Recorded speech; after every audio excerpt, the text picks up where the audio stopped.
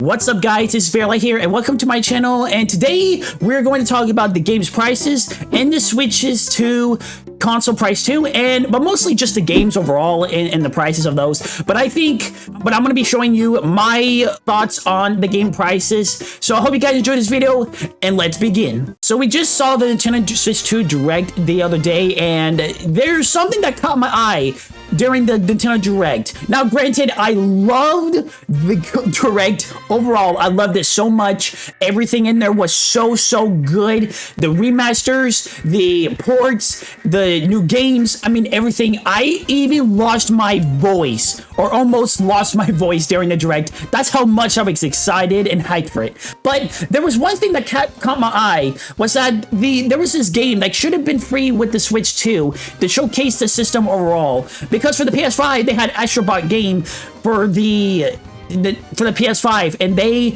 should have Nintendo should have had that game for free. But let's talk about the games now. I think the games should have been so much cheaper than this. I mean, during the Nintendo Direct, I was going through this, and they didn't show the prices for any of these games. Mine, I add, in Nintendo Direct. They didn't say the prices at all. So we were going through all of this, all the games, the Switch, the console, everything. And then when the Direct was done, me and my friends went online, and I was thinking ahead of time, oh, it's just going to be $400. There's no way they're going to go above $400. There's no way. I mean, with inflation and everything, they know that we're struggling with money. Like everyone's struggling with money nowadays. I was thinking that. So we go online, and sure enough, we went on Twitter and Nintendo's actual website too, and we went on those, and sure enough, there it is, $450 for the Switch 2, and for $500 if you get Mario Kart added with it. But those I wasn't as mad about. Like, I mean, that's understandable. I mean, inflation. For a business, I guess you can make it that much. But the games though, oh boy, we looked at the games, and am never in my life would I ever expected this in the Switch 2's lifespan. $80 to $90 for Mario Kart 8 or Mario Kart 9 or for Mario Kart World. And some of the games in the future too. Now, I digress. Some of the games are $70 for, like, Donkey Kong Bonanza is $70, and some of the other games are $70, but some of the other ones are $80. I would have never in my life would have ever thought Nintendo would have went that far with the $80. I think that's overpriced for a video game, I'm gonna be honest. Even for a Mario Kart game that's brand new and since like 2014, I think this should have only been $70 at most. Just like how the PS5 and Xbox Series X are, like AAA games, they're only $70. But here's Nintendo upping the level again and double down and make it more expensive. $80 to $90. I was never expecting this in my life. Now, if Nintendo would have went down the line on the Switch 3 or whatever the next console is, $80 for those games, I personally wouldn't mind it, because that's like 8 years in the future, so that would make sense. But $80 to $90 now? Heck no. I mean, all of us are struggling with money. I just don't understand why Nintendo would make them $80, or at least for Mario Kart World. I mean, I don't understand, because this is a launch title too. I don't think people are gonna like this, and sure enough, a lot of people are not liking this price increase for the games. I mean, everyone is talking about this. Everyone is just really mad about this. I mean, 10 whole more dollars, it adds up overall. If you get like 5 games in the future, that's 10 to 20 more dollars since the Switch 1 games, and that's like that's $50 to $100 just right there and then added on into just 5 games. And I think this is a bad move for Nintendo. I think this could possibly make them lose Switch 2 sales, or lose sales on just video games as a whole in the future. I don't think this is a good move, Nintendo. I think you need to go back and make them $10 cheaper, I mean, now if you spend a lot of years making the game and you make it $80, I can understand that. Now, if they're remasters, I would not personally make them $70 to $80. No, because this Legend of Zelda for the Switch 2 edition is already $70.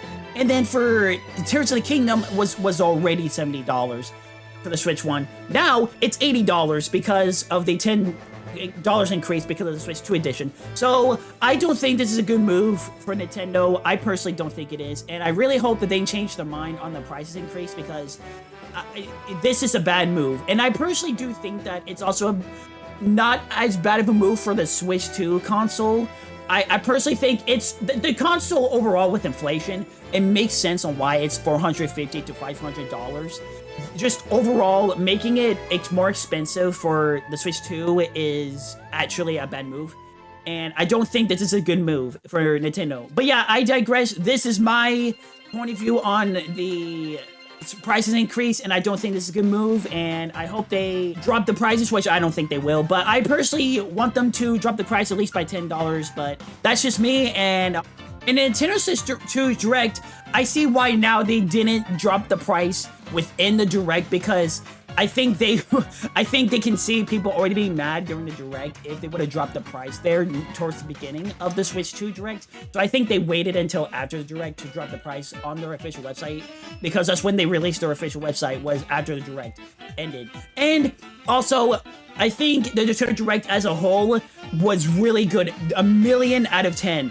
I think this was the best Direct ever, or one of the best Direct ever. I mean, a new 3D Donkey Kong game since the Nintendo 64. And also, like, it looks like a Mario Odyssey style, too, with the new Donkey Kong game. And I love it. And then Mario Kart World, dude, this game looks so massive. The game looks so freaking good and massive. It's open world, there's achievements, you can change outfits, like in mid-race with items or something. You can drive a semi, rail grinding, jumping between like two walls. Like, dude, this is crazy of a game. And you can be a cow, you can be a freaking cow. You can be Mario's enemies from the past. Well, yes, you had Wiggler and 3DS, but other than that, yes, you could be more enemies from Mario. And yes, you could be Mario's enemies from the past. And I think that this is a really good step forward for more characters that you never have to be able to be before. And I think that the Direct overall was really good. And Kirby's Air Ride, dude. Oh my goodness. The Kirby Air Ride is coming back. Oh boy. I was really hoping that one came back as a series. And now Sakurai made it into a thing. And I love that he is bringing the series back. And he is actually into the development of the game too, so I thank you, Sakurai, for that. And also, I really am hyped for the Switch 2 editions for the games. Now, the Switch 2 editions are free with the NSO, so that's really good. But for other people that don't have NSO, I think it's those people can experience the Switch 2 editions, but if you do have Nintendo Switch Online, you get the experience those for free. But I kind of understand why they put it on the Nintendo Switch edition. I think it's because online is because they want to have more people be subscribed to their Nintendo Switch Online, and that's just to get more people on their subscription and to add more. I personally think that's a good idea. But at the same time, I want other people to experience the Nintendo Switch 2 edition for past Switch 2 games, or past Switch games. But as a business standpoint, I can see why that they can put that on a subscription service. I can see why they would want to do that. But I digress. This is all the prices increase of everything pretty much. Oh, and the Joy-Cons. Oh my, the other stuff. The Pro Controller, I think, was usually $80 for the Switch one, I think. Or maybe $70. I can't remember. But and the Joy-Cons are $90. Oh boy, Nintendo, what are you doing with the Joy-Cons increase too? $90. Oh boy, I think they're already expensive for the Switch 1, but man, they increased it by $10 again. So I think that's a little expensive, but I can understand that they put the mouse and other specs in it. So I understand why it's a price increase by $10. I can understand why. And for other things, the other stuff seems a bit fair.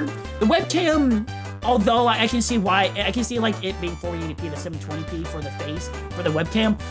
$50 seems a bit fair for a webcam of that, I think that that's really good for just having a camera. I mean, for those people that don't really care about, you know, 1080p resolution on a webcam showing your face, I don't really, for like games and such, I don't think people really care all that much, but I think if you just want a webcam and you pay $50 and you get that, that's all right. So I think that's a fair price for that. And the other stuff is a fair price too. So I hope you guys enjoyed this video, and enough of me rambling with the price increase. I hope you guys enjoyed this video, and as always, let's go!